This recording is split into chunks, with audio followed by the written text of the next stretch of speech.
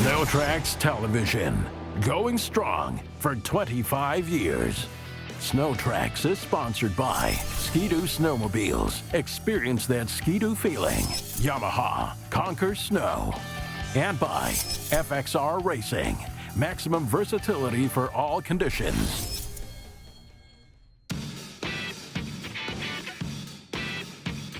With the explosion of snowbike popularity over the past 5 years, I think we all knew it was only a matter of time before X Games added it to their list of competition in some form.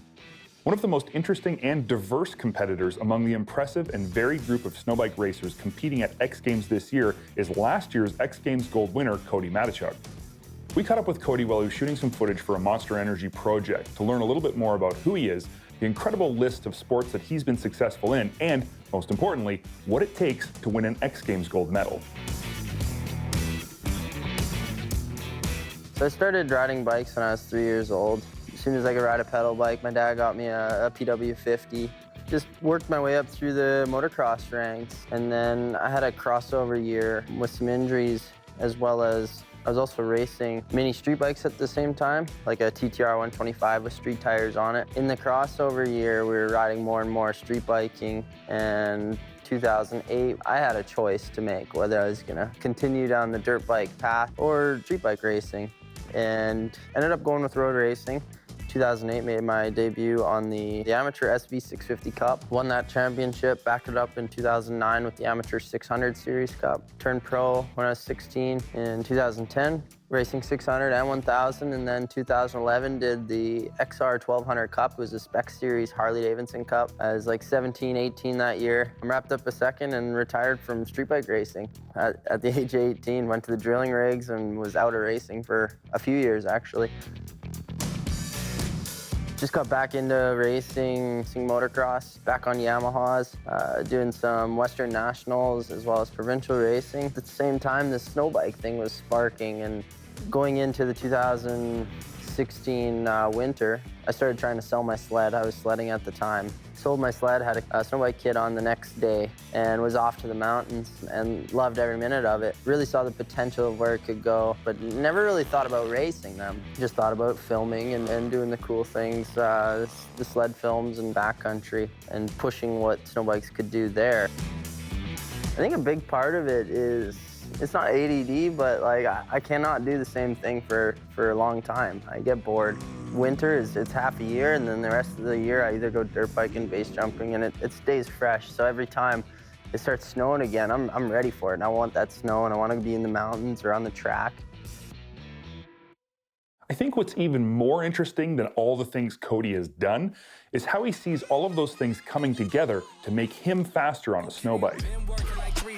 Probably why I never see ya. Probably why I never have time for the fake friends. I won't be ya. Oh God, I've been running now. Up early when the sun is out. All the different avenues of racing and being able to take from the street bikes and the motocross and then everything else too, from mountain bikes, rode bowls for a couple of years in high school, base jump, skydive. It all kind of has little elements that help your brain, your eyes, everything adapt to this new sport. Blowing up from the underground, they stepping on a landmine now. And he knows my time now. Coming up, I wanna climb now. Everybody claim they've been balling, but it's looking like they took a time out. Cody doesn't approach anything he does lightly.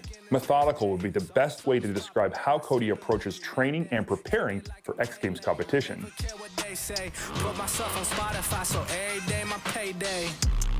My training usually starts in September. Completely cut out alcohol, no beer, no nothing, not a glass of wine at dinner. And I slowly start getting into the gym. By October, I'm in the gym pretty much every day. My October, November is kind of that time where you don't have snow, you can't really go ride. I spend that time at home, nailing down my nutrition, sleep schedules, gym times, and get my body into a spot where it's manageable. I could definitely do more throughout the year to make that part a little easier, but I have my half a year off and the half a year that I work super hard. That's my balance. Everyone's got to kind of find that, so that's what I do. And the way that I sell ticks, they've been calling me Rondo. 23 in my prime though, finna ball like Lonzo. Go and tell everybody talking stage better be in that convo.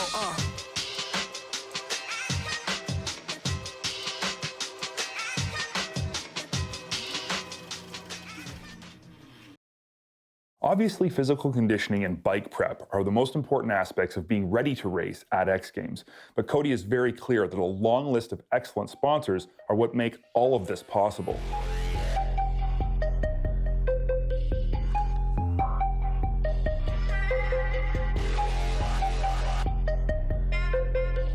Obviously, there's some big money and there's some big name brands, but the ones I really value, the key players, is the guys that have believed in me. People like my dad is RMR Suspension. So he's been there from the start. We've been creating snowbike suspension that works both backcountry and on the track, and I think we got the world's best right now. It's won the last 2 years now. I'll try and go win again.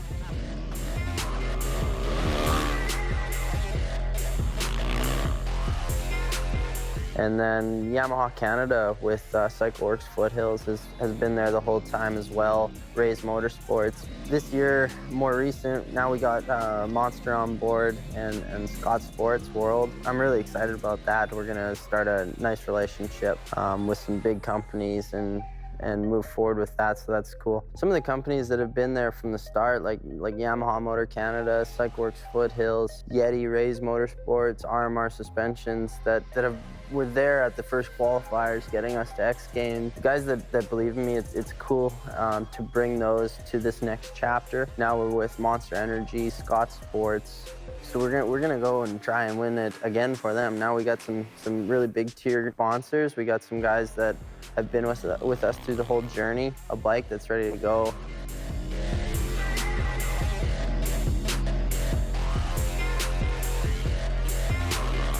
Pretty stoked to see what this winter brings. After X Games, you'll find us in the mountains on my Sidewinder and on my backcountry bike. It's winter, it's playtime, I'm stoked.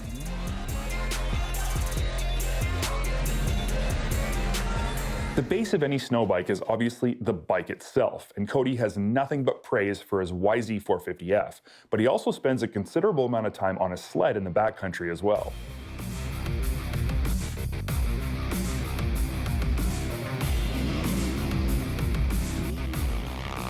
There's a few things that really make the Yamaha the best snow bike out there. Number one is the intake. It's a grid location. Once you figure out an intake that works, it's out of the way of the exhaust. You're not breathing in humidity. To experience the full power of the YZ450 and the torque that it brings, which is an awesome pair for snow biking and what you need in both long climbs in the trees or on a racetrack. The suspension it's spring forks. You get everyone else trying to convert their stuff over to spring forks anyways. Ours comes with it, it's tunable. It's a very user-friendly bike. You don't have to touch it, it works. Yamaha is world-renowned for how their motors perform because they last, they work good. It's definitely the best snow bike out there. You don't usually have a lot of sales going into the winter. Now dealerships are bringing in new bikes and you're seeing more bikes sold at this time of year or in October, September, which is a really odd time for bikes to be sold. You're reaching not only moto guys, but also snowmobile guys converting, motocross guys that want that extra bike to convert into a snow bike and leave it snow bike full time. Can also run their bikes both winter and summer. My backcountry bike last year was also my motocross bike all year. They work great. Snow biking's not hard on it. It's good for the motor. It holds a load on the motor the whole time, which I believe is way better than someone on a motocross track redlining, just bouncing off the rev limiter all the time. That's not good for motors.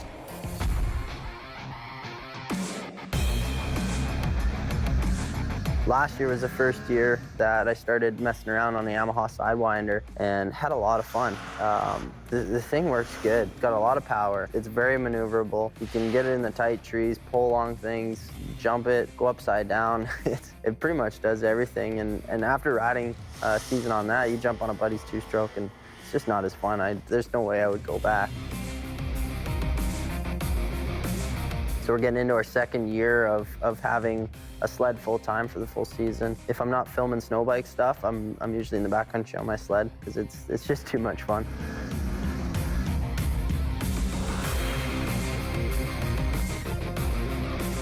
After a whirlwind 2018 season, no one knows exactly what the future will hold for Cody and his team in 2019. One thing is for sure though, his drive and motivation is to add another X Games gold medal to his trophy case.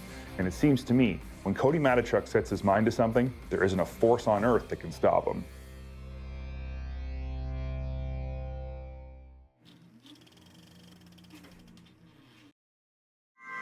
Trail Tech is sponsored by Princess Auto, a unique world of equipment, tools, and more. Every single season, we put tens of thousands of miles on our fleet of snowmobiles, and every single season, we use a lot of oil in those sleds, assessing not only the performance of the snowmobiles, but also the performance and characteristic of the oil that we use. And last season, we made a switch to a new brand of oil for our sleds in an attempt to see exactly what the results would be. While many brands will tout greater horsepower, longer engine life, lower emissions, or a special formulation secret to only them that makes their oil better, IPONE does quite the opposite and laboratory tests their oil to deliver what they say is the highest quality products possible. We found that they're happy to share their testing information or respond directly to your technical questions with thorough and articulate information right from their website contact center. Last season, I told you about IPONE's ester-based four-stroke oils, and that unlike traditional hydro-cracked dinosaur oil, these are 100% made from plant-based material in a laboratory. But did that really benefit us, or was it just another sales pitch? Well, our findings tell the story. When it came to our four-stroke sleds and snow bikes, the cold morning starts were significantly easier and allowed the engines to roll over with greater ease at extreme low temps, which we attribute to the reduced amount of additives needed with IPONE oils that eventually burn off of conventional synthetic oils. We also noticed the four-stroke engine's startup noise to be reduced, and we believe this to be from the properties of ester-based oils that actually attract the oil to the metal surfaces, causing the oil to stay on even vertical surfaces much longer, as well as the reduced solvents required to keep the oil's viscosity consistent from the first time starting with fresh oil to the last time that you cold start it before an oil change is due. Because of the oil staying on cylinder walls and other internal parts much longer, you're less reliant on the engine's oil pump at startup, which is incredibly important for those minus 30-degree mornings. Did it add horsepower? I'm not going to claim that. However, I do believe the abuse of a minus 30 cold start with conventional oil that washes off the cylinder walls quickly and the noticeably quieter and smoother starts we experience with the Snow 4 oil will ultimately keep your performance and four-stroke power delivery more consistent over the engine's life cycle. Now, on the two-stroke side of things, there's a whole lot of areas where oil can make a significant impact on your sled's reliability as well as the performance. Again, I don't believe that any oil will increase your sled's horsepower, and I run from those claims. However, an oil's ability to create less carbon due to the molecular makeup is real and hugely important. We used IPONE Snow 2 oil in all of our two-stroke sleds last season and found some interesting results. The reduction in carbon molecules from a synthetic blend oil as compared to mineral-based oils, as well as a lower flash point, are why synthetic blends reduce both smoke and gumming up or clogging of exhaust valves. Especially important in older technology sleds that are known for having these issues, we were pleased that we had zero issues last season. We recognized lower overall smoke produced on starts, especially when a sled has been outside all night at extremely low temps. And we were also quite happy to see that less carbon printing on belly pans and side panels was evident on sleds that typically had shown quite a bit in past seasons. We experienced zero fouled plugs, exhaust valve issues, or oil delivery and injector problems last season. But what about older sleds that do experience problems in these areas frequently? There's no doubt that older tech engines that were built to run mineral-based oils foul plugs, have issues with sticking and clogged exhaust valves, smoke significantly, not just at startup, but at all RPM ranges, and show the signs of carbon buildup right on the body panels of the sleds. I won't say that these issues will be solved by switching to a high-quality synthetic blend like Snow 2, but they will be significantly reduced due to the reduction of carbon molecules found in the oil. It's just science that there's less carbon available to build up, and with the flash point much lower, the engine's availability to produce carbon from the oil is reduced. Carbon is an engine's enemy, and fighting that carbon buildup will ultimately result in better engine reliability, longer engine life, and more consistent performance. Our results from a full season of testing and significant miles put on show that there are real benefits to using an oil like IPONE Snow 4 and Snow 2. So next time you're out shopping for a bottle of oil for your sled, make sure that you pay attention to what's going into it, because that's exactly what you're going to get out of it.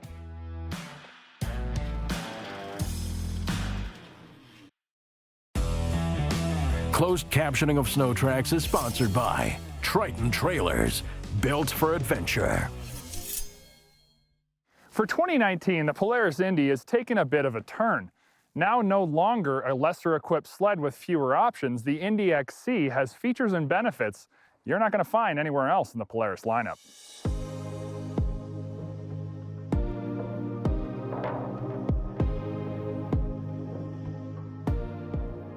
First and foremost is the 129-inch track length. The XC rear skid is a coupled design and extends the track length to a much nicer and industry-wide accepted length.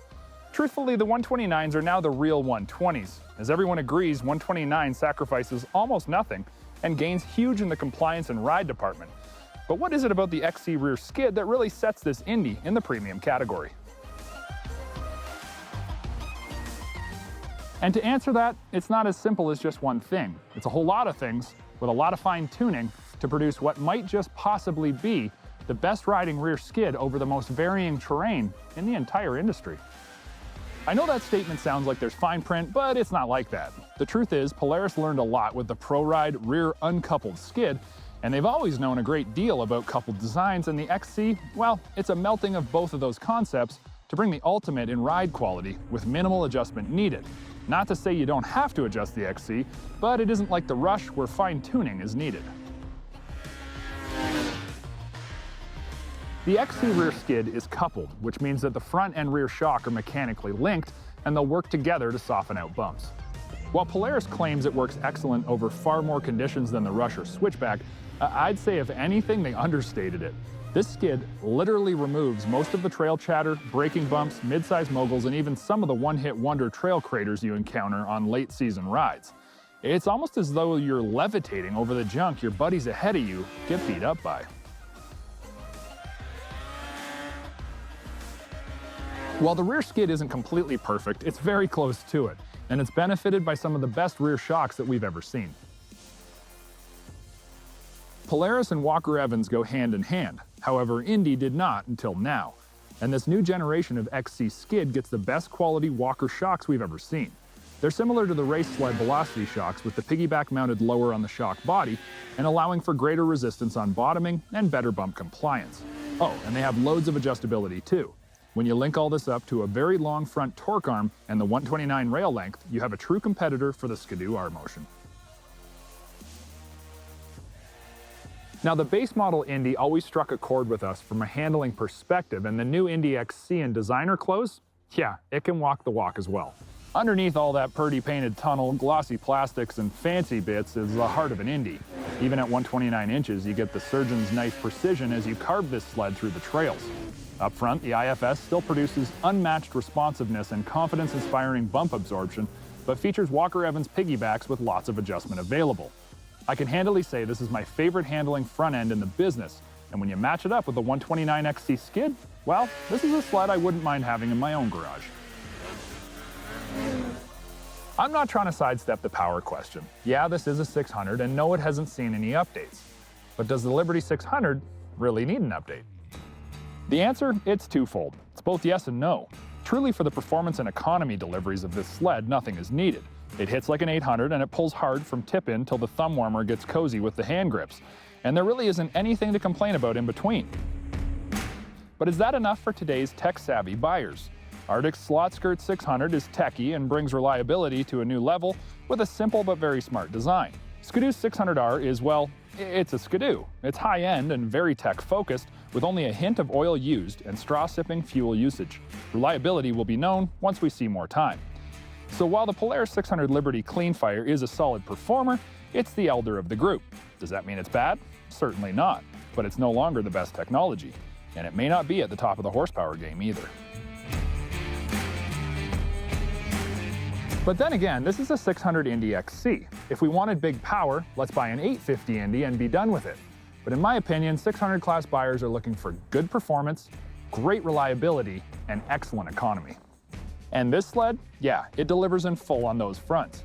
Add to this the SnowTrax Select features I'm riding today, and you get the digital GPS gauge with a million great uses, factory-equipped LED headlight that's the best in the industry, and quality switchgear. SnowTrax Select gives you the option of the windshield, color, track, and all that good stuff in the specific layout that you want. I mean, Polaris is really giving buyers exactly what they ask for, with automotive-like options to customize the sled to the rider in ways no one else is offering.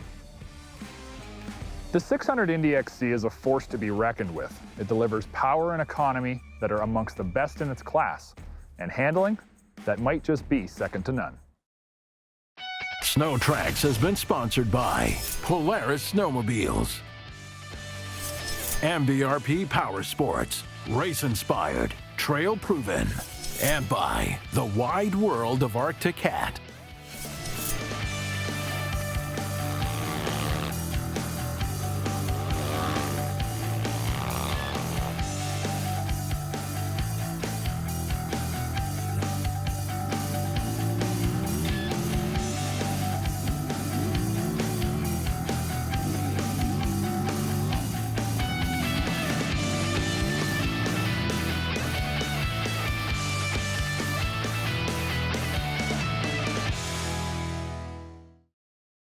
If you enjoyed the video that you just saw, like it and then subscribe to our page for more great content from SnowTrax TV.